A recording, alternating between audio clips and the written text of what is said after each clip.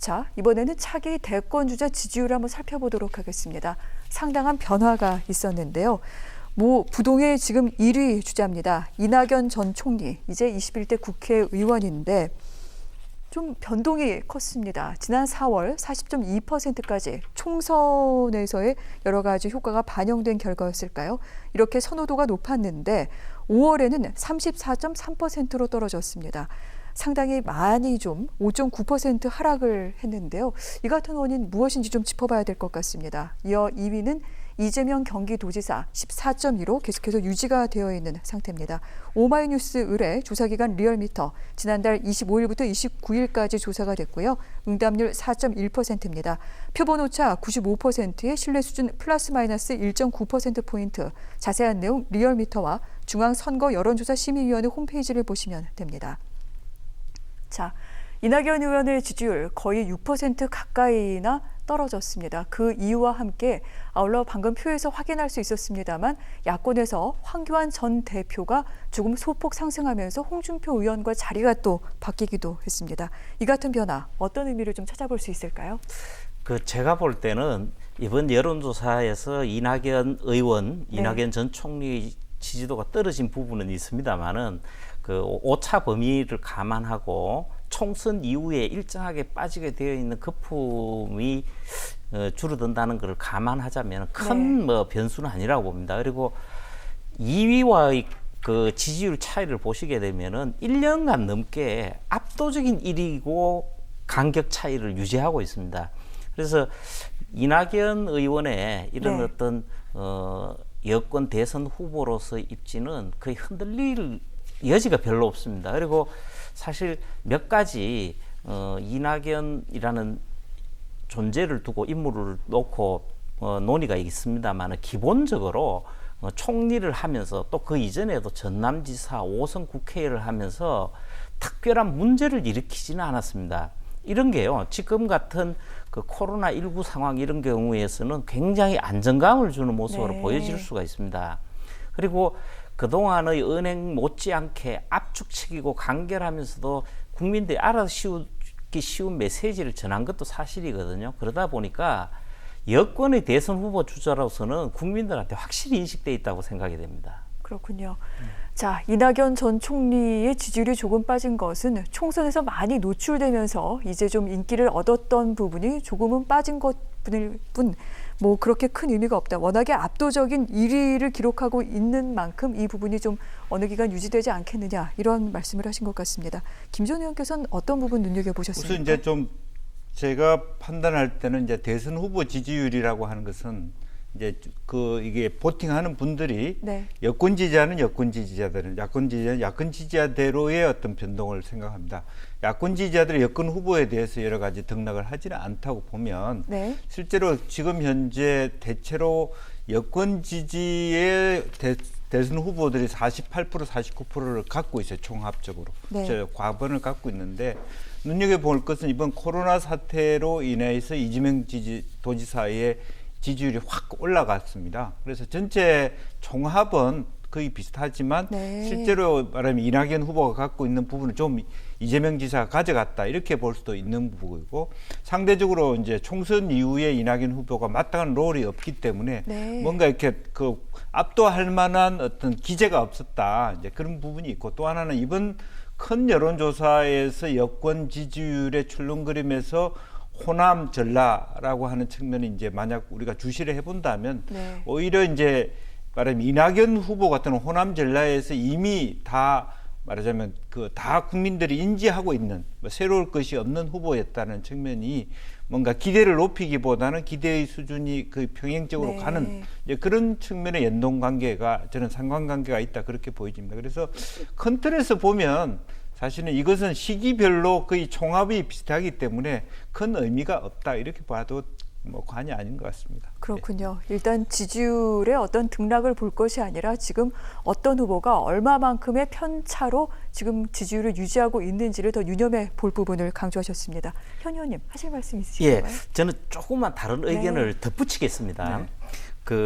이낙연 의원에 대해서는 이미 이야기가 된 것 같고요. 이재명 경기지사의 경우에는 총선을 거치면서 또 이 이후에 어떤 특별한 반등의 힘을 탄 건 아닙니다. 네. 지난 그 코로나19가 본격화될 1, 2월 시기에 그 경기지사로서 경기도민들 전부에게 그 우리 흔히 말하는 재난지원금이라고 말하는 형태를 기본소득이라고 하던 이 부분을 지급한다는 부분을 하고 네. 국가 의제로 만든 부분이 있습니다. 그러면서 상당히 올라갔습니다.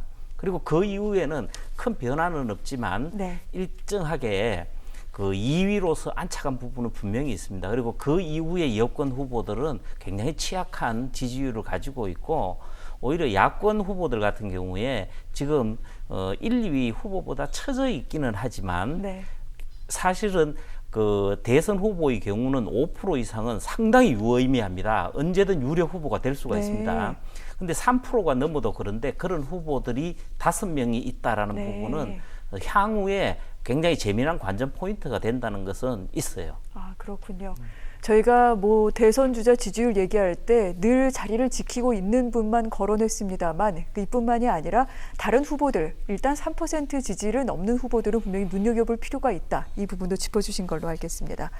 자, 이제 부동의 1위 이낙연 의원에 대해서 조금만 더 얘기를 나눠보면은요. 1년째 대권 주자 부동의 1위 자리를 지키고 있는 가운데 그렇다면 이낙연 의원 사실 대선까지는 거의 아직 한 1년 10개월이 남았기 때문에 어떤 변수가 돌발할지 모르는 상황입니다. 이런 가운데 당내 지지 기반이 없다라는 점이 가장 큰 아킬레스건으로 꼽히고 있습니다. 그리고 너무 이성적이다. 그래서 좀 차갑게 느껴진다. 이런 얘기를 하는 분들도 있고요. 아울러 당내에서 친문 기반이 없기 때문에 좀 어려울 수 있다. 뭐 여러 가지 얘기가 많이 나오기도 합니다. 이 부분 어떻게 해석을 해야 될까요? 우선은 그럼에도 불구하고 전당대 시점에 가서는 뭐 이번에 전당대 출마를 결심했고 당대표가 될 가능성이 누구보다도 앞서 있기 때문에 또 네. 컨벤션 효과가 있어서 상당히 또 말하자면 안착 자기의 지지율을 좀 더 반등시킬 수 있는 네. 소재는 저는 있다고 생각이 들고 문제는 그때부터 당 대표를 하면서 7개월을 어떤 방식으로 당을 운영해 가느냐 하는 것이 가장 이제 넘어야 될 과제인 것 같고요. 네. 또 친문 뭐 말하자면 당내 기반이 없다라고 하는 것도 한편으로 보면 지난 총선 당시에 뭐 후원회를 했다든지 여러 가지 어떤 새로 구성된 21대 국회 내부에서 새로 바뀐 분들도 많기 때문에 이제부터 조직화하면은 그것은 별 문제가 없고 또 대통령께서 먼저 말하자면 그 전남지사 하던 분을 총리감으로 네. 먼저 그 선택하셨기 때문에 결과적으로는 본인이 어떻게 하느냐에 따라서 친문이다 아니다를 떠나서 대통령이 꼭 뭐 이낙연 후보를 좋다 나쁘다 뭐 멀리 생각한다 이렇게 생각할 건 아니고 결과적으로 그게 나쁜 조건은 아니라고 생각이 듭니다. 네. 이제 그런 의미에서 실제로 이제 본인 하기 나름이다 이제부터 이제 그렇게 생각이 들고요. 그 불리한 조건은 아무것도 없다고 보여지거든요. 아마 이번 전당대에 나가서 또 어떤 구호를 가지고 네.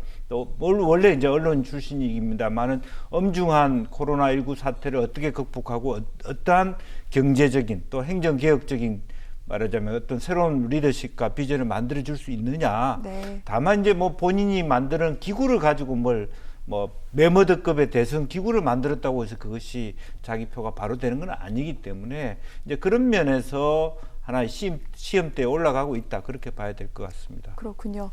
아직 뭐 당권 도전을 공식 선언한 것은 아니고 당 대표가 된 것은 아닙니다만 만약 이낙연 의원이 당 대표가 돼서 7개월간 어떤 리더십을 보여주느냐에 따라서 더 공고해질 수 있다라는 부분에 대해서 방점을 찍어주신 것 같습니다. 그런데 민주당 내에 뭐 경쟁자가 아예 없는 것은 아닙니다. 뭐 지난주에도 말씀드렸습니다만 정세균 총리 같은 경우에는 계속해서 대권의 꿈을 꾸고 있다 이렇게 볼 수 있을 것 같고요. 김부겸 전 의원, 뭐 임종석 전 실장 등의 대망론도 나오고 2위 주자 이재명 경기도지사도 만만치는 않습니다. 이런 가운데 혹시 그렇다면 이낙연 의원의 경쟁력 좀 객관적으로 어떻게 보시는지 궁금한데요.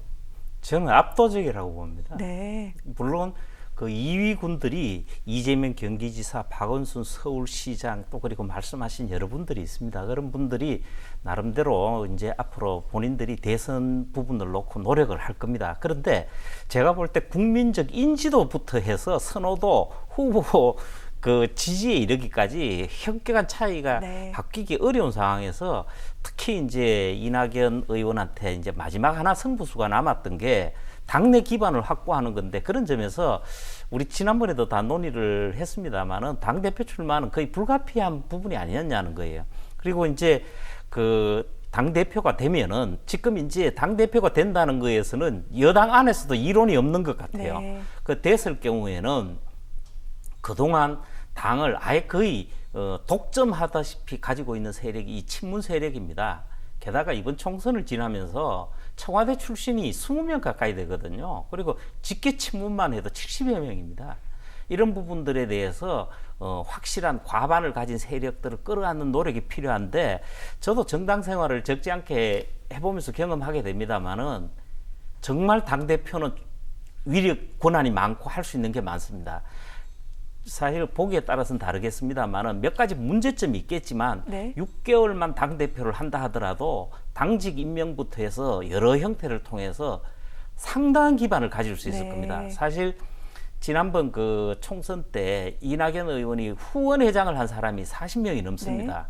그 중에 원내 진출한 사람들도 20여 명이 넘기 때문에 뭐 22명에서 25명까지도 보기도 하는데, 다른 후보들과 이미 현격한 차이가 납니다. 상대는 이제 친문인 겁니다. 그리고 지역적으로는 충청이고, 이런 부분에서 이번 당대표를 하면서 공을 들일 것이고, 뭐 필연적인, 또 본인이 당연히 갈 수순으로 생각을 합니다. 네, 알겠습니다. 이낙연 의원 대권을 향한 당내 기반 다지기, 그렇다면 이제 당권 도전부터 시작이 될 텐데 어떻게 전개돼 나갈지 이 부분도 주시하도록 하겠습니다.